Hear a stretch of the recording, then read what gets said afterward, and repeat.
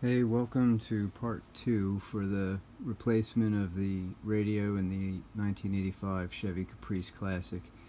I ended the other video a bit abruptly due to some frustration in putting the new radio in, and realized that in skipping a bunch of steps I didn't show you where the wire connections were and how to connect them. And part of that was because we had been replacing a replacement radio. So in this particular car we had the original factory radio here, then I had replaced it with an Alpine radio that I did not install. I did install a Pioneer radio here 20 years ago in 99, and then of course the previous video I just showed you, I put in the Kenwood KMMX 503. So I did not have the benefit of the original wiring harness, which would have made life easier for me. And I see now the Alpine installer just clipped everything off here, and that was that. So when I put the Pioneer in, I had to label everything and figure it all out, and then thankfully I was able to use those labels to connect everything here, and that's the steps I skipped. So I just want to show you briefly the wiring colors and connections. Hopefully that'll help you figure things out. So these are two of the three original connections here on the back of the factory radio. If you're replacing a factory radio, you're going to see something to that effect. These 8 wires are for the 4 speakers. The other clip that would have been here would have covered the power and antenna and ground. And so I'll show you here from some diagrams on the Pioneer radio basically what went to what, and then you can match them up with whatever radio you're putting in. And so if you look here, these are the color codes for the speaker wires on the original factory radio to the car.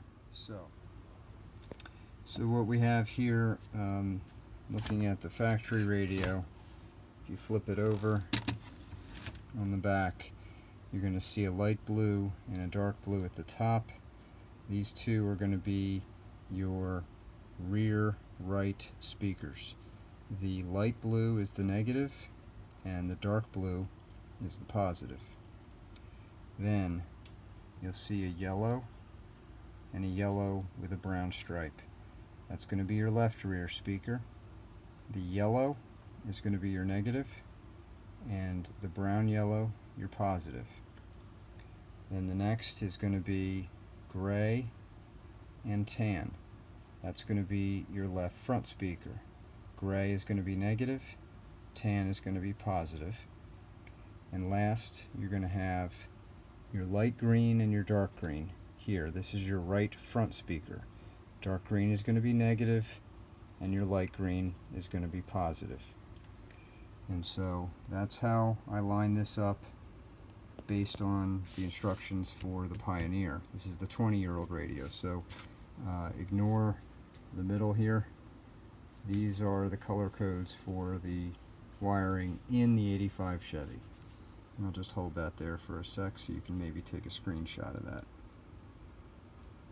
Okay, so now the rest is going to be the power connections and the antenna and the 12 volts and so on. And so from the Pioneer wiring adapter information, I had written here, in the Chevy you'll see an orange wire. That's your 12 volt constant power at all time. That one went to a yellow on the Pioneer, but you'll connect that to your 12 volt on your new radio. Then there was a yellow wire in the Chevy. That's a non-antenna wire. That one went to a red on the Pioneer. And then the other radio yellow, the antenna yellow, went to a blue and white stripe on the Pioneer. That's going to power your antenna up and down. And then the last cable in the back of the car looks like almost like an old audio jack or earphone jack, 1/4 inch.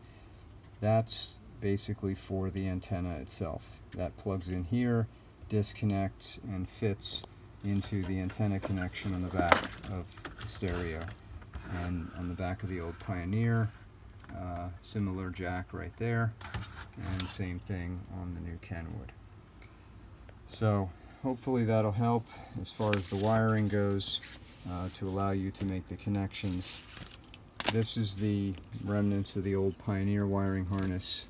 It can look a bit daunting at first, but basically as long as you connect yourself up some crimp connections, you can get these pretty much anywhere. Then you don't need to solder anything. Match these up and label your wires, and then you should be in good shape regardless of the adapter. So hope that helps, and good luck with your radio install, and thank you.